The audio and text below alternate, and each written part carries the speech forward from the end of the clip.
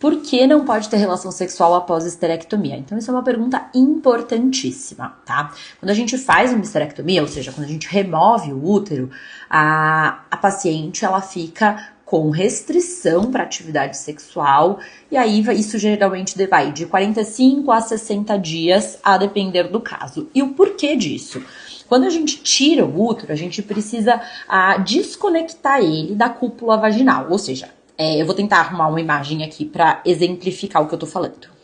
Então, como vocês podem ver, o útero, ele é um órgão que ele tá em duas localizações. Ele fica uma parte do lado de dentro, e o colo uterino, que é a porção final, né, a porção distal, ela fica pro lado de fora, ela fica pro lado da vagina, que é por onde vai entrar o espermatozoide para acontecer a fecundação.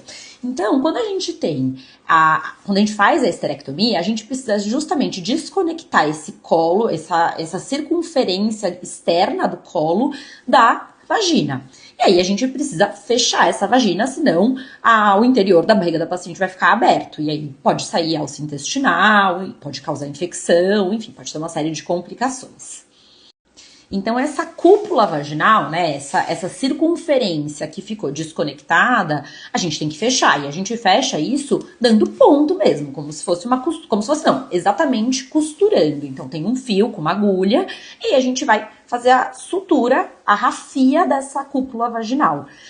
Como toda cicatriz, isso é uma região de fragilidade. Então, a gente precisa de tempo para o corpo identificar que essas mucosas estão coladas, né? A mucosa muscular está colada, e fazer a cicatriz adequada dessa região.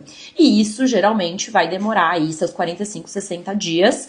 Se a gente tiver uma pressão dessa região e ela não tiver ainda cicatrizada, a gente tem um risco de ter uma abertura, de ter o que a gente chama de deiscência de cúpula vaginal. E isso pode ser uma situação até de emergência, porque eventualmente se você abre completamente essa vagina, a alça intestinal pode sair e a paciente vai ter muita dor, eventualmente pode até desmaiar, enfim, pode acontecer uma infecção e aí isso virar um problema mesmo, uma complicação que a gente vai precisar manejar e aí vai variar muito do tipo de complicação para qual vai ser o manejo. Mas é por isso que é tão importante respeitar esse período de recuperação, de cicatrização.